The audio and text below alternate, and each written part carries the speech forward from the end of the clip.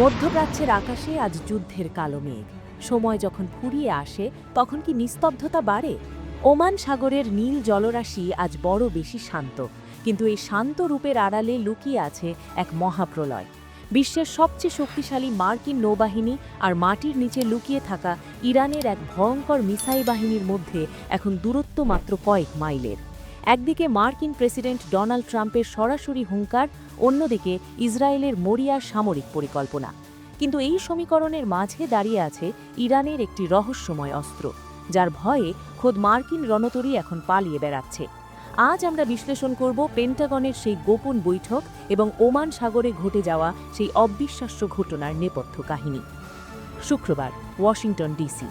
যখন বিশ্ব ঘুমাচ্ছিল তখন পেন্টাগনের এক অন্ধকার কক্ষে বসেছিল ইতিহাসের অন্যতম তাৎপর্যপূর্ণ এক বৈঠক।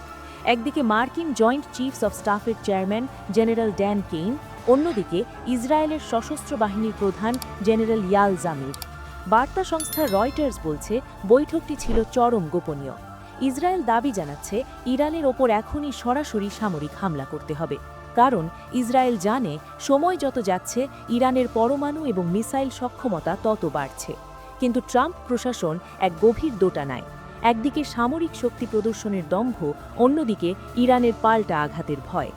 ইসরায়েলি প্রতিরক্ষা মন্ত্রী সাফ জানিয়েছেন তারা যে কোনো পরিস্থিতির জন্য প্রস্তুত, কিন্তু তারা কি জানে হামলা করতে গেলেই তাদের জন্য অপেক্ষা করছে চরম সর্বনাশ? ইসরায়েল আর যুক্তরাষ্ট্র যখন ড্রয়িং রুমে বসে ম্যাপ আঁকছে, ইরান তখন তাদের মাটির গভীরে তৈরি করেছে এক অভেদ্য দুর্গ, যাকে তারা বলছে মিসাইল সিটি। পাহাড়ের বুক চিরে মাইলের পর মাইল বিস্তৃত এই সুড়ঙ্গে মজুদ আছে হাজার হাজার ব্যালিস্টিক মিসাইল। সামরিক বিশ্লেষকদের মতে ইরানের কাছে থাকা প্রায় 2000 মাঝারি পাল্লার মিসাইল সরাসরি ইসরায়েলের যে কোনো প্রান্তে আঘাত হানতে সক্ষম। গত জুনের যুদ্ধের পরও এই ভাণ্ডার প্রায় শতভাগ অক্ষত। ইরানের সর্বোচ্চ নেতা আয়াতুল্লাহ আলী খামেনি স্পষ্ট হুঁশিয়ারি দিয়েছেন, যুক্তরাষ্ট্র যদি একটি গুলিও ছোড়ে তবে পুরো মধ্যপ্রাচ্যকে তারা জাহান্নাম বানিয়ে দেবেন। ইরানের এই হুমকি কেবল মুখের কথা নয়, তারা প্রমাণ করেছে তেল আবিব থেকে শুরু করেই উপসাগরীয় অঞ্চলের প্রতিটি মার্কিন ঘাঁটি এখন তাদের সরাসরি নিশানায়। হামলা শুরু হওয়া মানেই ইসরায়েলের মূল ভূখণ্ডে আগুনের বৃষ্টি। কিন্তু যুদ্ধের দামামা বাজার আগেই ওমান সাগরে ঘটে গেল এক নজিরবিহীন ঘটনা। মার্কিন বিমানবাহী রণতরী ইউএসএস অ্যাব্রাহাম লিঙ্কন হঠাৎ করেই ওমান সাগর ছেড়ে আরব সাগরের আড়ালে আশ্রয় নিল। কেন এই পলায়ন? কারণটির নাম ফাত্তা।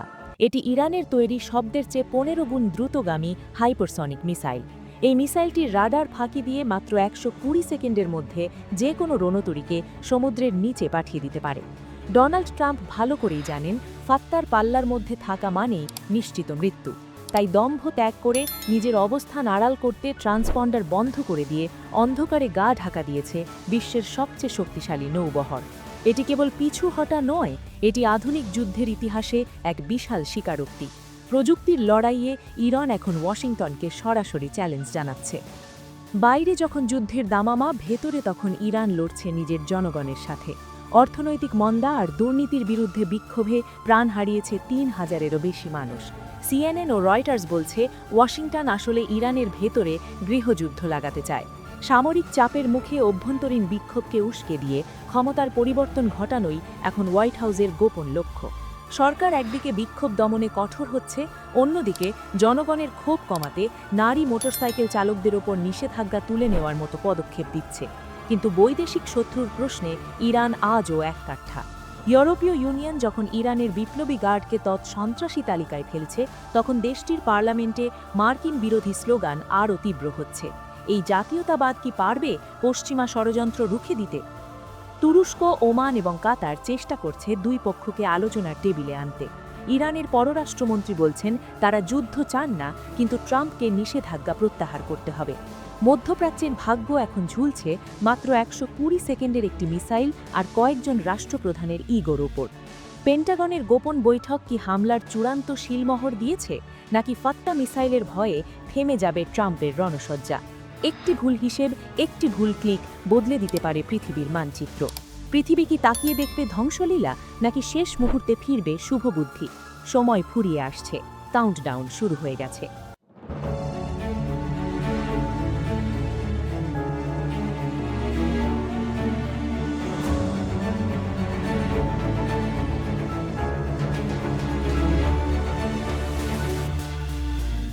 আজকের এই বিশ্লেষণ আপনার কাছে কেমন মনে হলো? মধ্যপ্রাচ্যের এই উত্তেজনা কি শেষ পর্যন্ত যুদ্ধের দিকে যাবে নাকি কূটনীতিই জিতবে? আপনার মূল্যবান মতামত আমাদের কমেন্ট বক্সে অবশ্যই জানাবেন। এমনই সব ইন-ডেপথ ইনভেস্টিগেশন এবং বিশ্বের অজানা সব সামরিক ও ভূ-রাজনৈতিক বিশ্লেষণ সবার আগে পেতে আমাদের চ্যানেলটি সাবস্ক্রাইব করে পাশে থাকা বেল আইকনটি বাজিয়ে দিন। ভিডিওটি তথ্যবহুল মনে হলে একটি লাইক দিন এবং বন্ধুদের সাথে শেয়ার করে তাদেরও জানার সুযোগ করে দিন। আগামী পর্বে দেখা হবে নতুন কোনো রোমাঞ্চকর তথ্য নিয়ে।